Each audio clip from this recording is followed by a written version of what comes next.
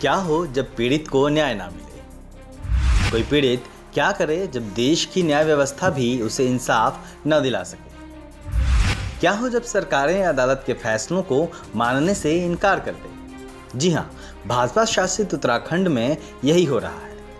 यहाँ की सरकार ने उच्च न्यायालय का आदेश मानने से इनकार कर दिया है। प्रदेश का शिक्षा विभाग नैनीताल हाईकोर्ट के आदेश को ठेंगा दिखाते हुए अपनी मनमानी पर उतारू है। मामला उच्च न्यायालय के आदेश के बावजूद बैकलॉग के 541 पदों को नहीं भरने का है। सबका साथ सबका विकास का नारा देकर प्रदेश की सत्ता में आई भारतीय जनता पार्टी की कथनी और करनी में जमीन आसमान का अंतर है। उत्तराखंड की राज्य सरकार माननीय उच्च न्यायालय के आदेश के बावजूद अनुसूचित जाति और जनजाति के बैकलॉग के 541 पदों को भरने को तैयार नहीं है। दरअसल नैनीताल उच्च न्यायालय की एकल पीठ ने 8 दिसंबर 2016 को 2 महीने के भीतर खाली पदों को भरने का आदेश दिया था, लेकिन उत्तराखंड के शिक्षा विभाग ने इस फैसले के खिलाफ अपील कर दी। हालांकि उच्च न्यायालय ने उसको फटकार लगाते हुए 4 दिसंबर 2017 को फिर से अपने पहले आदेश को बरकरार रखा और नियुक्ति का आदेश दिया। पहले आदेश को अब 2 साल होने को हैं, लेकिन हालात जस के तस बने हुए हैं। सरकार से लेकर अदालत तक का दरवाजा जोर जोर से पीटने के बाद भी न्याय नहीं मिलने से निराश बेरोजगार अभ्यर्थियों ने बीएड टीईटी उत्तीर्ण अनुसूचित जाति बैकलॉग महासंघ बनाकर 3 अक्टूबर 2018 से अनिश्चितकालीन धरना शुरू कर दिया है। हमारी मांग ये है कि जो बैकलॉग के अनुसूचित जाति के जो 541 पद बचे भरे नहीं जा सके सहायक अध्यापक प्राथमिक के, उसको जल्दी से जल्दी भरा जाए। इसी मांग को लेकर हम विगत 2 महीने से यहाँ लगातार धरने में हैं, लेकिन शासन प्रशासन यहाँ पे हमारी बात सुनने को तैयार नहीं है। बल्कि हम इस मामले को लेकर माननीय न्यायालय उच्च न्यायालय हाईकोर्ट में भी अपील कर चुके हैं और वहाँ से जीत भी चुके हैं। सिंगल बेंच भी जीत चुके हैं, डबल बेंच भी जीत चुके हैं, कोर्ट ऑफ कंटेम्प्ट भी जीत चुके हैं।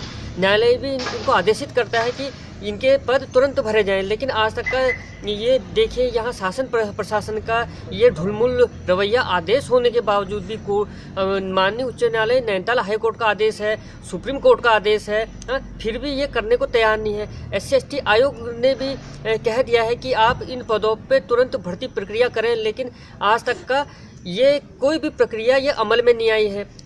तो इस मामले को लेके, ये बेरोजगारी को लेके और जो ये अनुसूचित जाति के जो 541 पद ये बचे हुए हैं सहायक अध्यापक के, इसके प्रति मैं के शासन प्रशासन से कहना चाहूँगा, इनको आप तुरंत भर्ती प्रक्रिया निकालें और इन पदों को तुरंत भरा जाए।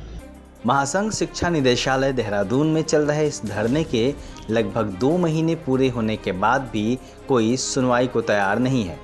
बेरोजगार अभ्यर्थी राज्यपाल से लेकर अनुसूचित जाति आयोग और शिक्षा मंत्री तक से भी मुलाकात कर चुके हैं, लेकिन इस मामले में कोई प्रगति नहीं हो सकी है।